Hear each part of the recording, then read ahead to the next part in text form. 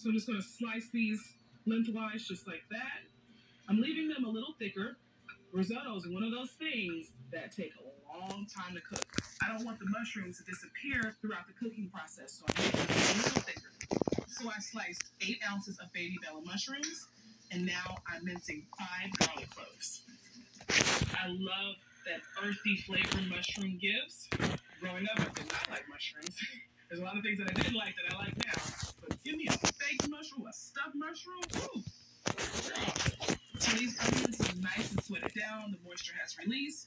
Now I'm adding my sliced mushrooms and garlic.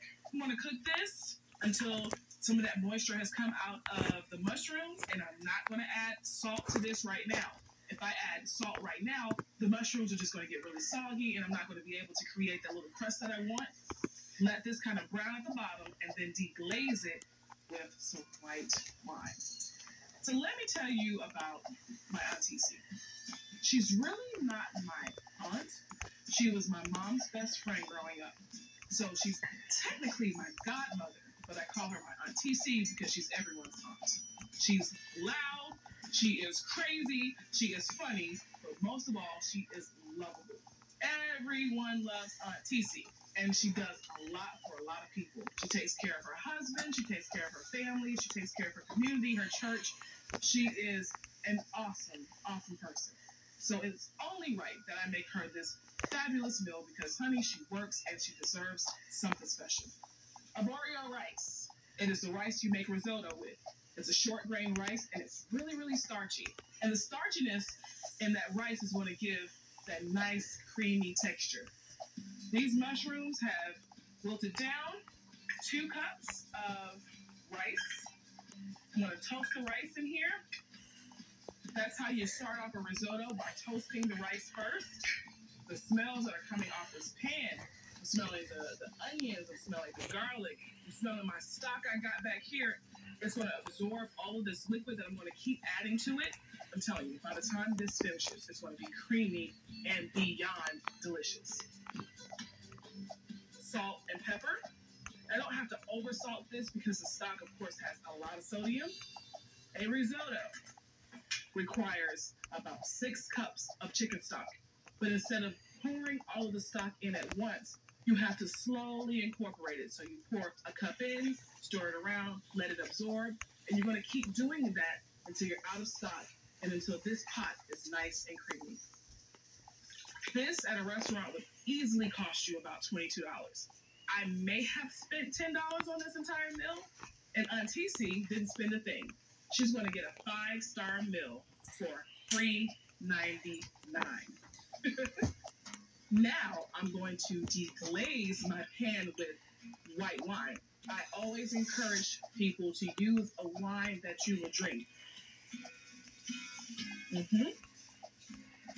Put it on low and just keep adding in the stock. It's going to absorb. I'm going to add in more stock. And I'm going to keep doing that for about 35 minutes.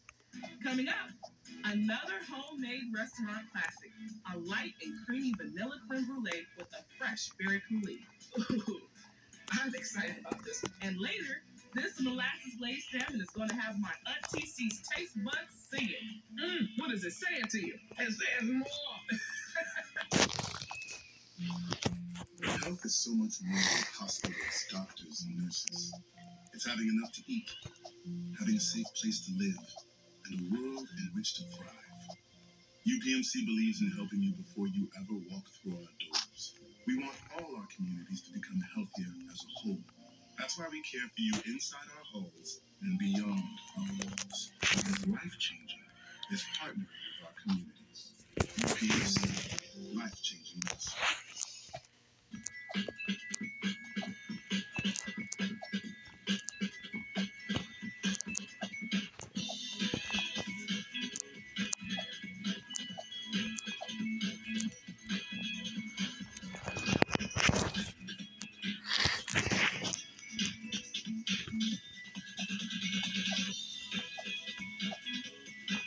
Get exclusive offers on select new Volvo models. Contact your Volvo retailer to learn more. I knew something didn't feel right. I was coughing, I had some chest pains, and I just thought I had COVID. the biopsy revealed that there was a mass on my lung, 4th stage lung cancer.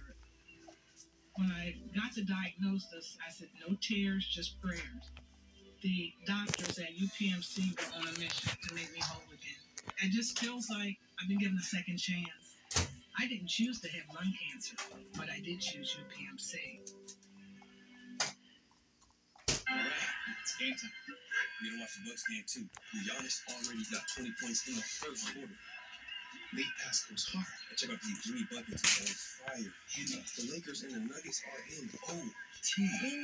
You can just put a dude on a poster. Jalen Brunson out there snatching ankles. Ooh. Go back to Golden State. On TV. I'm never leaving. I'm gonna want you to leave eventually. After basketball. Arm & Hammer hardball litter. How hard is it? Crazy hard. No missed scoops. Hey, you gotta check this out. Amazing. I'm obsessed with humans on the internet. It's the virtually indestructible club. Hardball lightweight litter.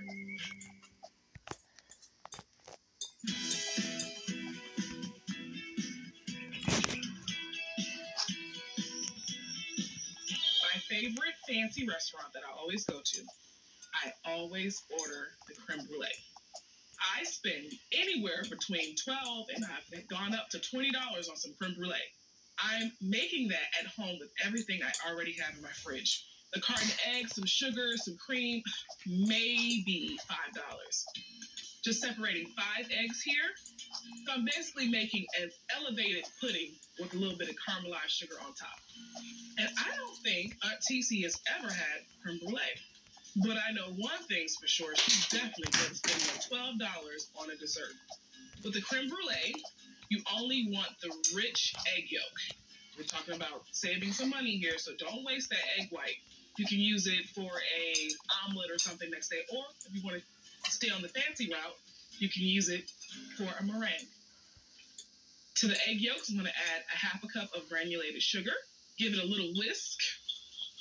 This is the start of my custard. All right, I'm going to get this heavy cream going on a low simmer. Let's get this egg directly in here while it's hot. It can easily curdle, so I want to temper the eggs first before I add it to the pot. I always order the creme brulee. Maybe it's the cracking of that sugar on top and just the way that pudding feels on your tongue. I love it. If you don't want something heavy, always go for the creme brulee. All right, that's nice and incorporated. Pinch of salt. And 2 capfuls of vanilla. The bottom of this bowl is still a little cold, so I'm going to add just a teensy bit more of the warm cream. That should do it. Slowly pouring in my egg mix. It sounds like a Frenchy dessert, but essentially you're making vanilla pudding. The only thing that really makes it elevated is that you're cooking it in a water bath, and you're also adding the caramelized sugar on top. So if you made homemade banana pudding before, you can make creme brulee. While this is thickening up, I gotta check on my risotto over here. 2 hands, watch this. Add another ladle of warm chicken stock. Get that going. At a restaurant, you got your line cooks, you got your head chef, you got your sous chef. In my kitchen, I am all of those. This is taking some brain power here. I know that this is the right consistency because when I whisk, I see the lines from my whisk. And it doesn't have to be the consistency of a pudding because I'm going to continue baking the creme brulee in the oven. I'm going to get my ramekins.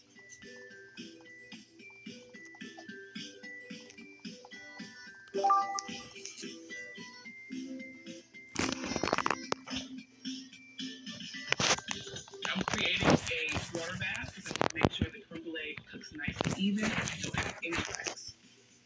I have my oven set to 325.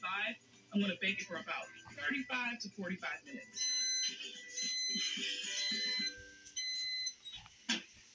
While my creme brulee is baking, I'm going to get started on my coulis, which is a fancy word for mixed berry sauce. And I'm just going to use the coulis later as a little drizzle, a little sauce in there. You know, I'm going to use about 2 cups of mixed berries. I have strawberries, I have raspberries, blueberries, and blackberries. Cut off the tops of the strawberries. You go to a fancy restaurant. Instead of them calling it mixed berry sauce, they're going to call it a coulis. A half a cup of sugar, 2 mint leaves, a teaspoon of lemon zest. That's going to add a little bit of that tartness and a little zing-zang. And I'm going to juice half of this lemon. Pulse this up and let it go until it gets nice and liquidy. Ooh, it's so pretty. Let me make sure it's the consistency I'm looking for. And it is. Once I pop it in the fridge, it's going to thicken up a little bit.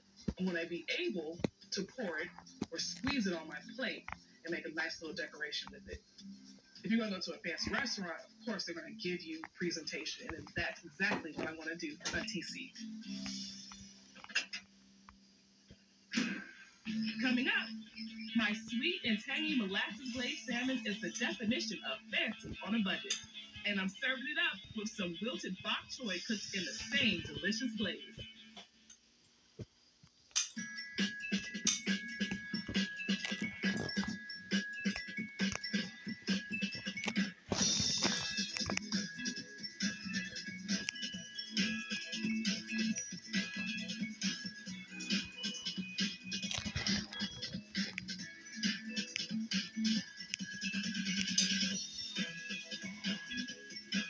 Get exclusive offers on select new Volvo models.